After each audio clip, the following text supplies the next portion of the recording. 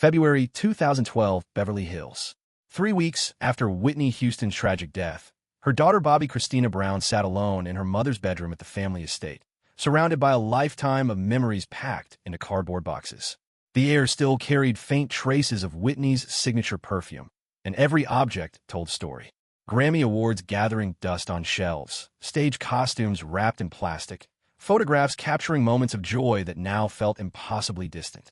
But Bobby Christina wasn't looking for trophies or designer gowns. She was searching for something more personal, something that might help her understand the woman the world knew as the Voice, but she had known simply as Mom. The relationship between Whitney and Bobby Christina had been complicated in those final years. Like many daughters watching their mother struggle, Bobby Christina had felt helpless, confused, and sometimes angry. She had witnessed her mother's public battles, read the cruel headlines, and heard the whispered judgments. But more painfully, she had seen the private struggles that no camera ever captured. The moments when Whitney would stare at old photographs with tears streaming down her face. The nights when she would lock herself in her music room and sing gospel hymns until dawn. The times when she would hold Bobby Christina close and whisper, "I'm sorry you had to see me like this." Now, sitting in the silence of that empty bedroom, Bobby Christina desperately wanted answers to questions she'd never had the courage to ask while her mother was alive. Why did you marry Dad? Why did you stay so long? Why did you let the world break you? Were you ever truly happy? She had started in Whitney's closet, carefully going through boxes of personal items that the estate lawyers hadn't yet cataloged. There were letters from fans, some dating back to the 1980s.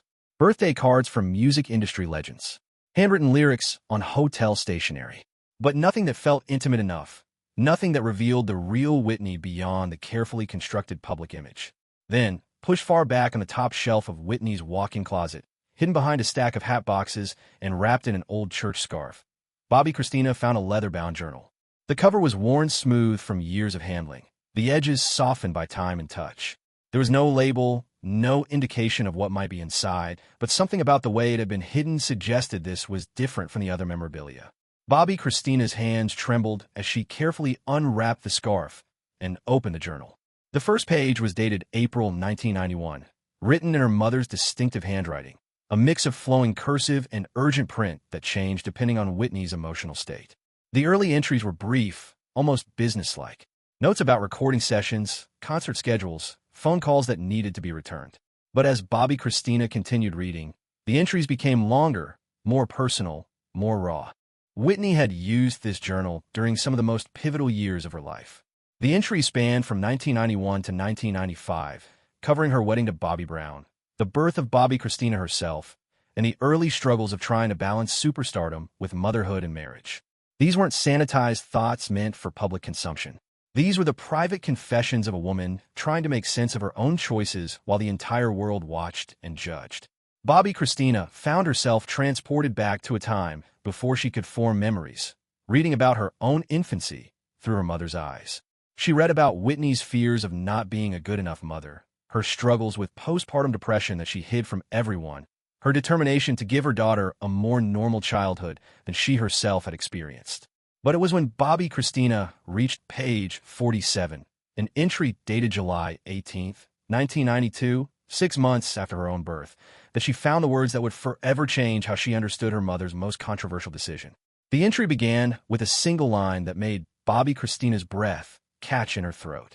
Today, a journalist asked me why I married Bobby. I smiled and gave her the answer she wanted. But tonight, alone with my sleeping baby girl, I want to write down the real reason. The truth I can never say out loud. To understand what Whitney wrote on page 47, you have to understand the impossible pressure she was living under in the early 1990s. By 1991, Whitney Houston had achieved a level of success that few artists in history had ever reached. 7 consecutive #1 singles, multiple Grammy Awards, film roles being offered by Hollywood's biggest studios. She had become not just a singer, but a cultural phenomenon, a symbol of Black excellence, crossover success, and the American dream realized. But with that success came suffocating expectations about who Whitney Houston was supposed to be. The music industry had carefully crafted an image for her. America's sweetheart, the girl next door with the angel voice. Safe, respectable, wholesome, a bridge between Black and white audiences. Someone your grandmother would love and your teenage daughter could idolize. It was an image that had made Arista Records billions of dollars, but it was also an image that left very little room for Whitney to be fully human. Behind the scenes, Whitney was struggling with the weight of constantly performing perfection. Her mother, gospel singer Whitney Houston, had high expectations rooted in the church's moral standards. The record label executives wanted to protect their investment and carefully controlled every aspect of her public presentation. The media scrutinized her every move, every relationship, every choice. And the Black community had complex feelings about Whitney's crossover success, with some celebrating her achievements while others questioned whether she had abandoned her roots to appeal to white audiences. She's not Black enough for Black radio, not white enough to be left alone by white critics, one music journalist wrote in 1990. Whitney Houston exists in an impossible middle space where everyone has an opinion about who she should be. The criticism had intensified after Whitney was booed at the Soul Train Music Awards in 1989. Some in the Black community felt she had sold out, that her pop-friendly sound and carefully polished image represented a rejection of authentic Black culture. The incident devastated Whitney, who had grown up singing in a Baptist church and had deep roots in gospel and soul music. She felt caught between two worlds, never quite authentic enough for either. Then she met Bobby Brown. Their meeting wasn't the tabloid drama that would later be written about. It was something simpler and more profound.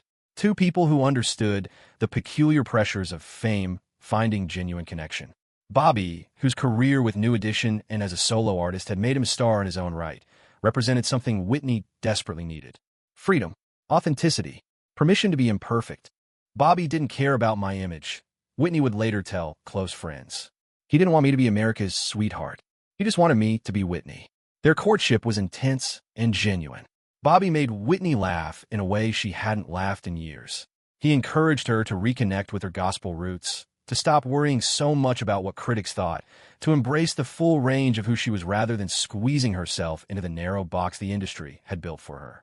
When Bobby proposed in 1991, Whitney said yes without hesitation. But the reaction from her professional team and the media was immediate and harsh. Record executives worried about how the marriage would affect her carefully cultivated image. Bobby had a reputation as a bad boy of R&B, with tabloid stories about his wild lifestyle that stood in stark contrast to Whitney's pristine public persona. The media immediately framed the relationship as a mismatch. Beauty and the Beast, some headlines read. What is she thinking? Others asked. The underlying message was clear. Bobby Brown wasn't good enough for Whitney Houston. He was too rough, too urban, too real. But as Whitney wrote on page 47 of her secret diary, the truth was more complicated and more beautiful than anyone outside their relationship could understand. The entry that Bobby Christina read that day, in February 2012, revealed something that Whitney had never said publicly, something that reframed everything the world thought it knew about why she married Bobby Brown. Bobby Christina read her mother's words through tears that blurred the ink, but couldn't diminish their power. The entry, dated July 18, 1992, was longer than most others in the journal. Written in the quiet hours after midnight when Whitney had just finished nursing her infant daughter back to sleep. The handwriting was more careful here, as if Whitney knew these words needed to be preserved, needed to be understood someday, by someone who would ask the same questions the world kept asking. Today, a journalist asked me why I married Bobby. The entry began. I smiled and gave her the answer she wanted. I talked about love and partnership and building a family. All true, but not the whole truth. Tonight, alone with my sleeping baby girl, I want to write down the real reason. The truth I can never say out loud. Whitney continued. I married Bobby because he was the first person who made me feel like I could breathe. The music industry built a box for me. Beautiful, successful, perfect Whitney. Never angry, never struggling, never fully Black, never fully human. Just a voice in a pretty package that made everyone comfortable. I was suffocating in that box. The words on the page became more urgent, the handwriting shifting from careful cursive to quick, emotional print. Bobby didn't love Whitney Houston the brand. He loved Whitney the woman, the one who grew up in Newark singing in church, the one who had doubts and fears and messy emotions. The one who wanted to sing gospel and R&B without worrying about whether it would alienate white audiences or seem too urban for pop radio. He saw all of me and never once asked me to be smaller or safer or more palatable. Bobby Christina could feel her mother's pain radiating from the page as Whitney described the pressure of constant scrutiny. Everyone had an opinion about my marriage before it even happened. The label was worried. My mother had concerns. The media predicted disaster. But here's what none of them understood. I didn't marry Bobby to rebel, or to prove something, or because I had lost my mind. I married him because he gave me permission to be imperfect. And after years of carrying the weight of everyone's expectations, that permission felt like salvation. The entry went deeper, revealing layers of Whitney's internal struggle that the public never saw. People ask why I would risk my career, my reputation, my image for this relationship. But they don't understand what it's like to live your entire life as a symbol instead of a person. They don't know what it feels like to be told you're too black for white audiences and too white for black audiences. To be criticized for your success and criticized for your choices.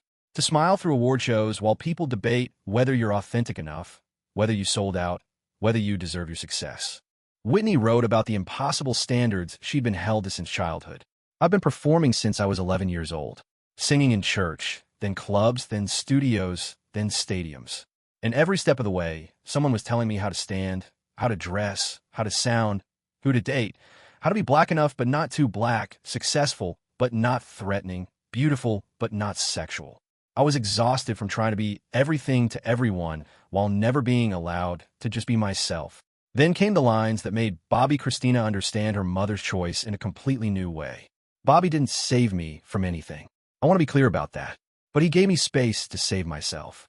He showed me that love doesn't require perfection. That I could be messy and complicated and still be worthy of devotion. That my value wasn't tied to album sales or award shows or what critics thought. He loved me on my worst days when the pressure got too heavy and I couldn't be strong anymore. He never needed me to be the voice. He just needed me to be Whitney. The entry included a passage about what Whitney hoped for her infant daughter. I look at my baby girl sleeping in her crib and I think about what kind of world she'll grow up in. I pray she never feels the pressure to be perfect. I pray she finds someone who loves her for exactly who she is, not who they want her to be. I pray she has the courage to make choices that feel right in her soul, even when the whole world tells her she's wrong. Whitney wrote about the criticism she knew would come. I know people will judge this marriage. They already are. They'll say I changed, that Bobby changed me, that I lost myself. But the truth is the opposite.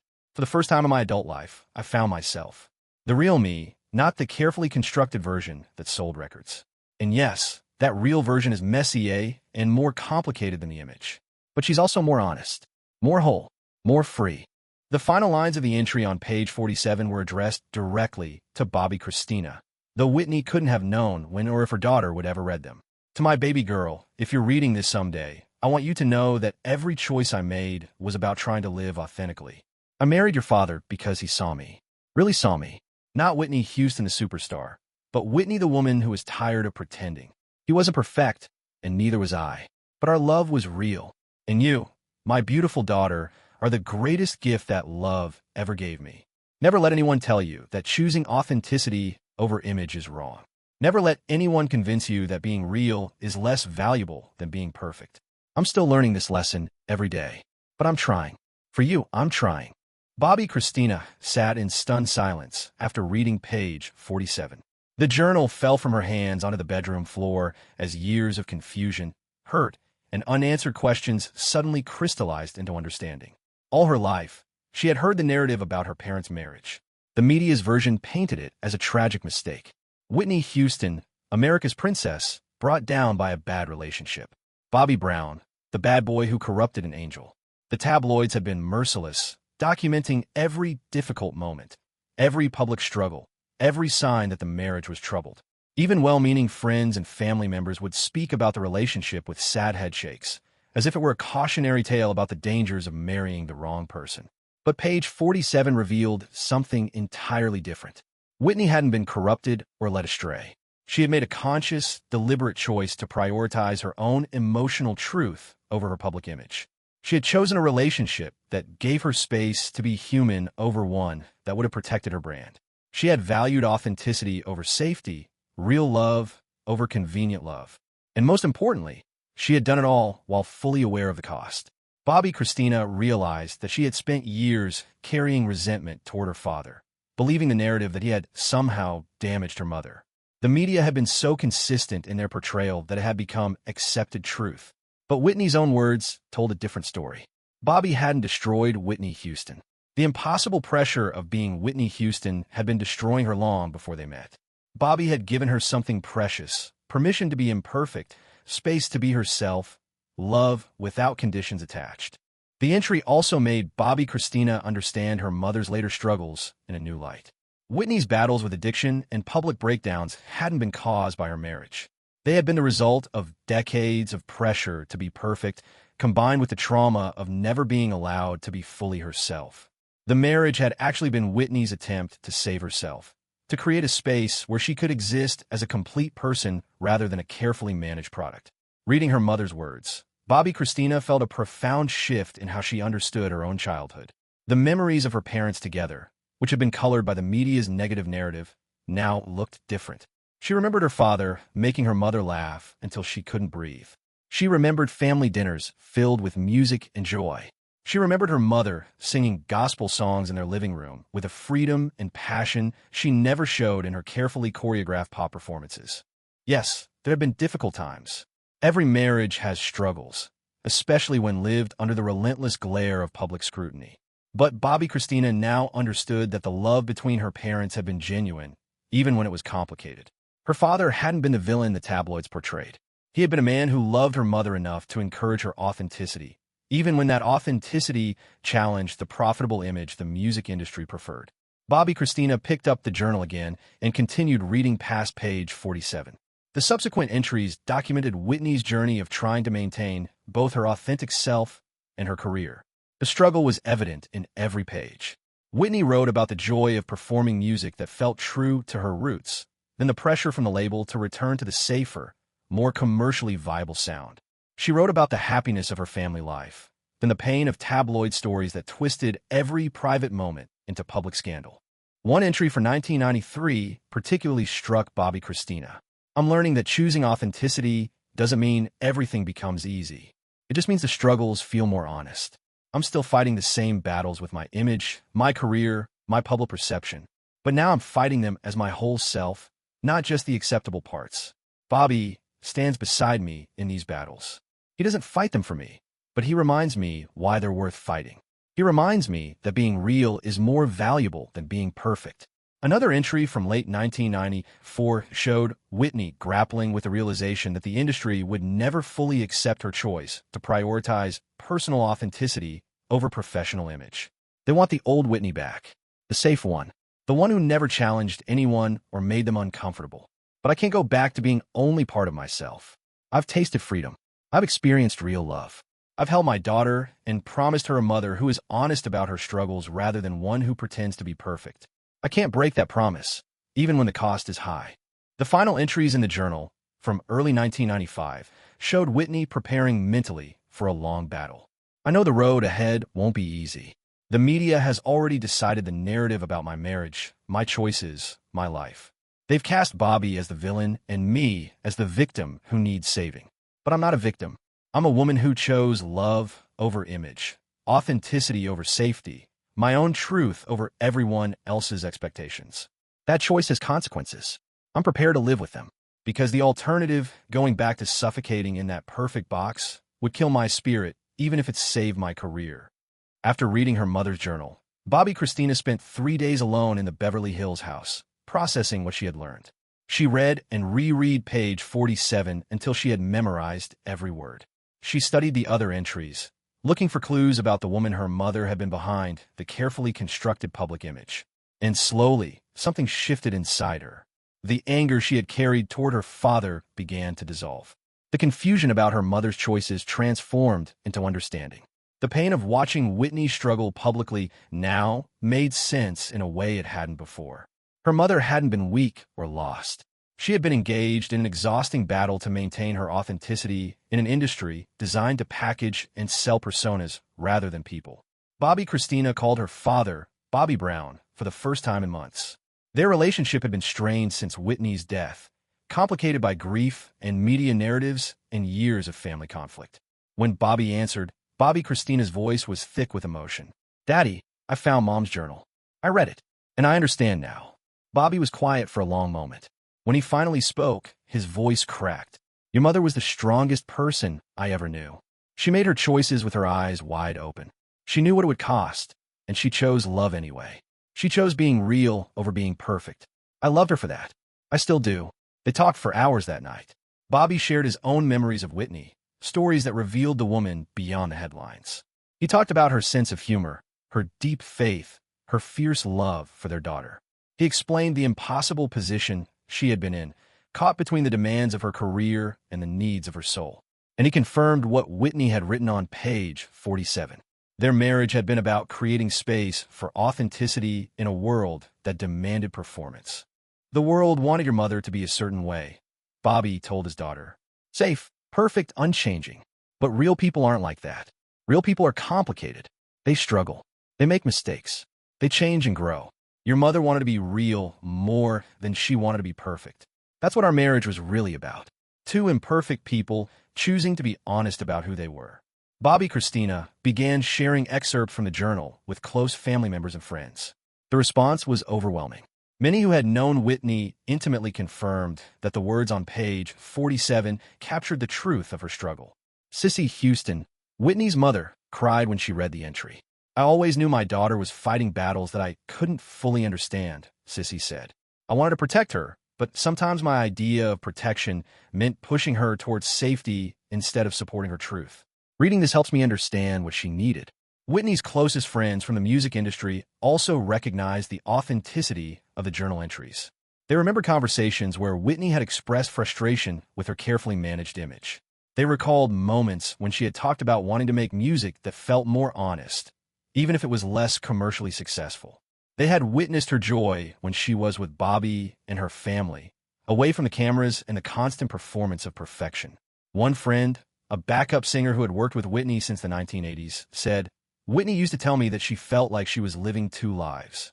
The public Whitney who had to be flawless, and the private Whitney who was just trying to figure herself out like everyone else. Bobby was the first person in her adult life who consistently saw and loved the private Whitney. That meant everything to her. The journal became a turning point for how Bobby Christina processed her grief. Instead of mourning the mother the media portrayed, the fallen angel who had lost her way, she could now mourn and celebrate the real Whitney Houston. The woman who had struggled, yes, but who had struggled courageously. The woman who had made difficult choices, but who had made them consciously and for reasons rooted in self-preservation and authenticity. The mother who had loved her daughter fiercely and who had tried to model the courage it takes to be yourself in a world that profits from your performance of perfection. Bobby Christina decided to share the journal publicly, but carefully.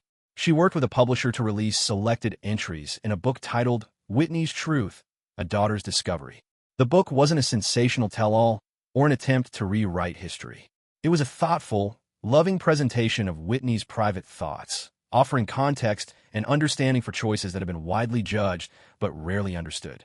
The release of the journal entries, particularly page 47, sparked a broader conversation about the pressures faced by women in the entertainment industry.